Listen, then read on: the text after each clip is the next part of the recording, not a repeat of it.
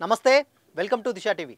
తెలంగాణ రాష్ట్రానికి కేసీఆర్ శ్రీరామ రక్ష ప్రజలతో ఆయనకున్నది పేగుబంధం కళ్యాణ లక్ష్మి స్కీమ్తో ఒక మేనమామ అయ్యాడు వృద్ధులకు ఆసరాగా నిలిచి పెద్ద కొడుకయ్యాడు ఇవి తరచూ బీఆర్ఎస్ నేతల నుంచి వినిపించే మాటలు ఉద్యమ కాలంలో ఆ పార్టీని గుండెల్లో పెట్టుకున్న ప్రజలే 10 ఏళ్ల పాలన చూసిన తర్వాత ఇక పైన వద్దనే నిర్ణయానికి వచ్చారు ఉద్యమ నాయకుడే పరిపాలకుడైతే రాష్ట్రం సుభిక్షంగా ఉంటుందని దేశానికే రోల్ మోడల్గా మారిందని కూడా గులాబీ నేతలు గొప్పగా చెప్పుకున్నారు రాష్ట్రం ఏర్పడేంత వరకు తెలంగాణ రాష్ట్ర సమితి టీఆర్ఎస్ని ఉద్యమ పార్టీగా చెప్పుకున్నారు అధికారంలోకి వచ్చిన తర్వాత అసెంబ్లీ వేదికగానే కేసీఆర్ మాది ఇప్పుడు ఫక్తు రాజకీయ పార్టీ అని ప్రకటించారు ఒకవైపు ఉద్యమకారులకు తగిన న్యాయం చేయలేదని విమర్శలు వస్తున్న సమయంలో కేసీఆర్ ఈ కామెంట్ చేయడం ప్రజల ఆత్మగౌరవాన్ని దెబ్బతీసిందనే అభిప్రాయాలు అప్పట్లోనే వ్యక్తమయ్యాయి అమరవీరుల కుటుంబాలకు తగిన గౌరవం ఇవ్వకపోవడం ఇచ్చిన హామీలను అమలు చేయకపోవడం సొంత పార్టీ నేతలకు ఇచ్చిన ప్రాధాన్యతను ఉద్యమంలో పాల్గొన్న వారికి ఇవ్వకపోవడం ఉద్యమ వ్యతిరేకులను దగ్గరకు తీసుకోవడం ఇవన్నీ అప్పట్లో చర్చనీయాంశాలుగా మారాయి తెలంగాణ ఏర్పాటును వ్యతిరేకించిన ద్వేషించిన వారిని పక్కన కూర్చోబెట్టుకోవడాన్ని ప్రజలు జీర్ణించుకోలేకపోయారు ఆయనను కలిసే అవకాశాన్ని అదృష్టంగా భావించే చాలామంది విద్యార్థులు ఉద్యమకారులకు అందని ద్రాక్షగానే మిగిలిపోవడాన్ని తట్టుకోలేకపోయారు తెలంగాణ రాష్ట్ర ఏర్పడే లక్ష్యంగా తెలంగాణ రాష్ట్ర సమితి పార్టీని స్థాపించిన కేసీఆర్ 2 ఏళ్ల కసరత్తు తర్వాత భారత రాష్ట్ర సమితిగా మార్చారు లాంఛనంగా 2022 అక్టోబర్ 5న ప్రకటన చేశారు తెలంగాణ సమాజాన్ని ఉర్రూతలూగించిన జై తెలంగాణ నినాదాన్ని విడిచిపెట్టి జై భారత్ అందుకున్నారు తెలంగాణలో బడపడినట్టుగా ఇతర రాష్ట్రాల్లోకి విస్తరించి జాతీయ పార్టీగా రూపొందించాలని దీర్ఘకాలిక లక్ష్యంగా పెట్టుకున్నారు ఆ పేరు మార్పుతోనే ఆయనకు తెలంగాణ ప్రజలతో బంధం తెగిపోయిందని ఆ పార్టీ నేతలు చెప్పుకుంటున్నట్లుగా ప్రజలతో ఆయనకు పేగుబంధం కూడా లేకుండా పోయిందన్నారు పేరు మార్పుతోనే ఆయన పతనం ప్రారంభమైందని ఇప్పుడు ఫలితాల వెల్లడి తర్వాత ఓపెన్గానే కామెంట్లు వినిపిస్తున్నాయి కర్ణుడి చావుకు కారణాలు అనేకమన్నట్లు అసెంబ్లీ ఎన్నికల్లో బీఆర్ఎస్ పతనానికి అనేక అంశాలు తోడ్పడ్డాయని ప్రజల్లో జనరల్ టాక్ మొదలైంది ప్రజా సంఘాలు పౌర సమాజం 4 ప్రధాన విషయాలను ప్రస్తావించాయి వీటిని ABCD అని పేర్కొన్నాయి arrogance autocratic bankruptcy corruption commission dynastic governance దొరల తెలంగాణ అని పేరు పెట్టాయి ఉద్యమ కాలంలో కనిపించిన కేసీఆర్ పార్టీ నేతల ప్రవర్తన అధికారంలోకి వచ్చిన తర్వాత మారిపోయిందని తొలి టర్మ్లో మొదలైన ఆ వ్యవహార శైలి రెండో టర్మ్లో పరాకాష్ఠకు చేరుకుందని వ్యాఖ్యానించాయి ధర్నాలు నిరసనలు వ్యతిరేక స్వరం వినిపించకుండా అణిచివేత నిర్బంధ విధానాలకు పాల్పడ్డ కేసీఆర్ మూడోసారి పవర్లోకి వస్తే రాష్ట్రంలో ప్రజాస్వామ్యం మచ్చుకైనా కనిపించలేదనేది సామాన్య ప్రజల వరకు అర్థమైందని నొక్కి చెప్పాయి విద్యార్థులు నిరుద్యోగుల మొదలు ప్రజాస్వామికవాదుల వరకు అనేక సెక్షన్ల ప్రజల్లో బీఆర్ఎస్ నేతల తీరుపై అసంతృప్తి పెల్లుబిక్కింది ఒకప్పుడు కేసీఆర్ ప్రసంగాలను వినడానికి ఎదురుచూసిన జనం ఆ తర్వాత మీడియా సమావేశాల్లో బహిరంగ సభల్లో ఆయన చేసే కామెంట్లతో అభిప్రాయాన్ని మార్చుకున్నారు స్థానికంగా ఎమ్మెల్యేలు కూడా అదే తీరులో ప్రవర్తించడంతో తగిన సమయం కోసం ఎదురుచూసి ఎన్నికల్లో స్పష్టమైన నిర్ణయం తీసుకున్నారు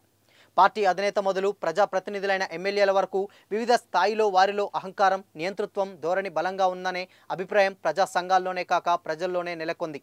ఎదురు మాట్లాడిన వారిని అనుచరులు కార్యకర్తలతో దాడులు చేయించేదాకా చేరుకున్నది అధికారాన్ని అడ్డం పెట్టుకొని లెక్క చేయనితనం నేతల్లో ఎస్టాబ్లిష్ అయిందనే అభిప్రాయం అందరి నోటా వినిపిస్తున్నది సాగునీటి ప్రాజెక్టుల మొదలు అనేక అభివృద్ధి పనులకు ఎడాపెడా అప్పులు చేయడం చివరకు సంక్షేమ పథకాలకు సైతం వాటిపైనే ఆధారపడడాన్ని ఆర్థికవేత్తలు చాలా కాలంగా హెచ్చరించారు రాష్ట్రం ఏర్పడే నాటికి మిగులు బడ్జెట్తో కేవలం 70,000 కోట్ల రుణం మాత్రమే ఉంటే ఇప్పుడు అది 5.5 లక్షల కోట్ల స్థాయికి చేరిందని FRBM లెక్కల సంగతి ఇలా ఉన్నా రుణభారం పెరిగిపోయిందనేది వారి వాదన రాష్ట్రాన్ని అప్పుల కుప్పగా మార్చి అధికార అరాచకాన్ని పాల్పడ్డారన్న వాదనలు లేకపోలేదు అనేక అభివృద్ధి పనులు సంక్షేమ పథకాల అమల్లో అధికార పార్టీ లీడర్లు అవినీతికి పాల్పడుతున్నారనేది బహిరంగ రహస్యం పార్టీ సమావేశాల్లో స్వయంగా కేసీఆర్ తన పార్టీ ఎమ్మెల్యేలను దళిత బంధు లబ్ధిదారుల నుంచి 30% కమిషన్ తీసుకుంటున్నట్లు ఆరోపించి పద్ధతి మార్చుకోవాలంటూ హెచ్చరించారు ప్రతి పనిలో అవినీతి కమిషన్లు కామన్గా మారిపోయాయని అటు కాంట్రాక్టర్లు ఇటు లబ్ధిదారులు మొత్తుకున్నారు ప్రాంతీయ పార్టీలు కుటుంబ చేతిలో ఉండడం అనేక రాష్ట్రాల్లో కనిపిస్తున్నదే అయినా తెలంగాణ రాష్ట్రం ఏర్పడిన తర్వాత కేసీఆర్ కుటుంబంలోని వారికి పదవులు ఇవ్వడాన్ని ప్రజలు జీర్ణించుకోలేకపోయారు కొడుకు కేటీఆర్ మంత్రి కూతురు కవిత ఎంపీ ఎమ్మెల్సీ మేనల్లుడు హరీష్ రావు మంత్రి సడ్డకొని కొడుకు జోగినపల్లి సంతోష్ కుమార్ రాజ్యసభ ఎంపీ పదవులు దక్కించుకున్నారని ఇంటికో ఉద్యోగమని ఉద్యమ కాలంలో ప్రకటించిన కేసీఆర్ తన కుటుంబంలోని వారికే మాత్రమే ఇలాంటి కొలువులు ఇచ్చారనే విమర్శలు ఓపెన్గానే వచ్చాయి పాలనలో కుటుంబానిదే పెత్తనమని బీజేపీ ఆరోపిస్తుంటే దొరల తెలంగాణగా మార్చారని రాహుల్ గాంధీ ఆరోపించారు ఇవన్నీ మూడోసారి పవర్లోకి రాకుండా బీఆర్ఎస్ను అడ్డుకోవడానికి కారణమయ్యాననేది సాధారణ అభిప్రాయం కుక్క నిలబెట్టినా గెలుస్తాం అని గతంలో ఒక సందర్భంలో వ్యాఖ్యానించిన బీఆర్ఎస్ అధినేత కేసీఆర్ ఈసారి కూడా సిట్టింగ్ ఎమ్మెల్యేలకే టికెట్లు ఇచ్చి పోటీ చేసే అవకాశం కల్పించారు స్థానిక ప్రజల్లో ఎమ్మెల్యేల పట్ల తీవ్రమైన అసంతృప్తి వ్యతిరేకత ఉన్న మరోసారి వారినే ఖరారు చేయడాన్ని జనం సహించలేకపోయారు కొద్దిమంది ఎమ్మెల్యేలు 5 ఏళ్లు 10 ఏళ్లలోనే కొన్ని తరాలకు సరిపోయేంత సంపాదించుకున్నారనేది ప్రజలు ఓపెన్గా చెప్పుకుంటున్నారు ప్రభుత్వ భూముల్ని కబ్జా చేస్తున్నారని, అధికార బలంతో అడ్డు లేకుండా వ్యవహరిస్తున్నారని, చివరకు ఇసుకను కూడా వదలడం లేదన్న ఆగ్రహం వారి మాటల్లో వినిపిస్తున్నది. ప్రజలు వారి ఏ అవసరాలను తీర్చుకోవాలన్నా లంచం ఇచ్చుకోవాల్సి వస్తుంది. కండ్ల ముందే ఎమ్మెల్యేలు కోటీశ్వర్లైపోతున్నారనే మాటలు వినిపించాయి.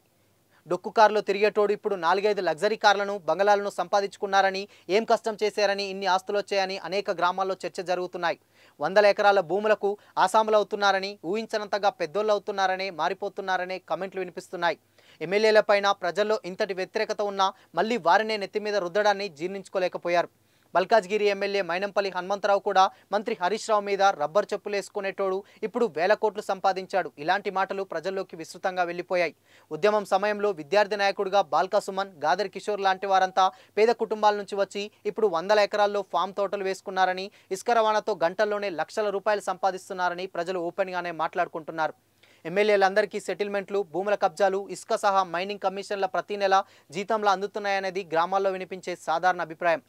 పేదోళ్ళంగా ఉన్న మేము పేదోళ్ళలాగానే ఉన్నాం, ఓటేసిన గెలిచి వీరు మాత్రం కొన్ని తరాలకు సరిపోయేంత సంపాదించుకున్నారు. ఇలాంటి మాటలన్నీ ఓట్ల రూపంలో వ్యక్తమైంది. వీరికి మళ్ళీ టికెట్లు ఇవ్వడం అంటే వీరి అవినీతిని, అక్రమాలను కేసీఆర్ సమర్థించడమే అనే అభిప్రాయానికి వచ్చారు. మొత్తంగా కర్ణుడి చావుకు 100 కారణాలన్నట్టు నేడు తెలంగాణ రాష్ట్రంలో బీఆర్ఎస్కు ఓటమి తప్పలేదు.